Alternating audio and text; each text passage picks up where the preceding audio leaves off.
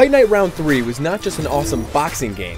For many, it was the game that defined next-gen gaming. HD graphics were a large part of the experience, and the whole thing looked gorgeous. Even if you didn't care about boxing at all, people still saw Fight Night as a breakthrough in video games. But that was then, and this is now. Fight Night Round 4 is finally on the scene with a host of additions and improvements. It's looking to take the title away from its predecessor, so let's see if it scores that knockout punch.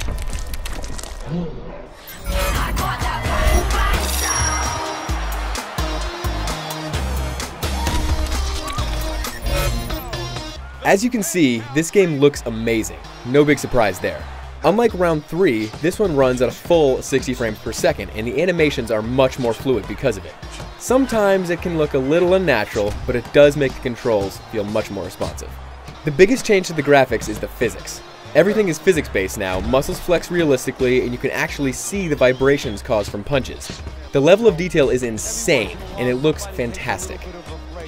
Every now and then you'll get small little bugs. For example, sometimes you'll avoid a punch and it will still register as a hit. It doesn't happen very often, but it's still worth mentioning. All the menus are slick, and Legacy Mode has been expanded upon a lot. Legacy Mode is basically the career mode. It's when you create a character and fight up the ranks. Round 4 has a full calendar system where you can schedule training sessions and fights, and it supplies a crazy amount of stat tracking. The stat tracking is very cool to see, but some of the numbers are a little off. The game keeps track of a prospective fighter award, and it can often give it to a fighter with a losing record. Come on guys, I can have no losses and still not get that award? Also weird is the fact that you can't hire trainers or promoters. Seeing how that's a huge part of boxing, it's a little odd that it's not in the game. You can create and customize your character with a lot of options, and you can use Photo Game Face to put yourself right in the game. And of course, you can play as Tyson and wreck people's faces. How cool is that?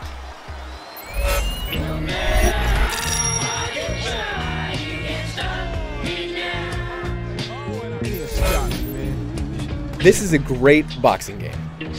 The controls have changed a little bit. You can only block high and low now, and the parrying system is totally gone.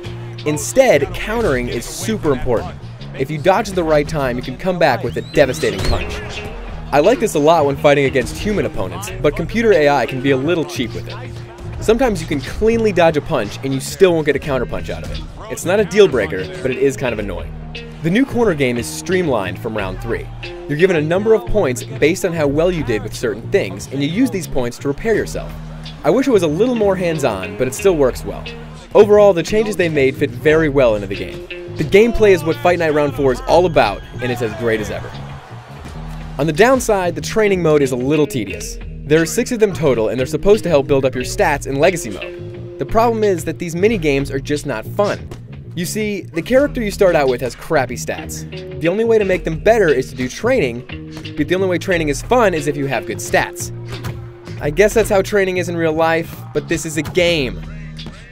I found myself just letting the computer do the training for me.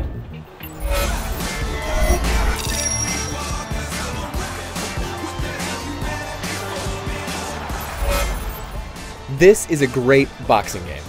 The new physics engine adds a lot to the experience, and the presentation is awesome. We haven't even mentioned the fact that you can download boxers that people create, or the fact that there's a sweet replay editor. The developers didn't change what you loved about Round 3, but instead they added to it. Although it may not have the same impact as the previous game, it's still good to be back in the ring. For the full written review, head over to IGN.com.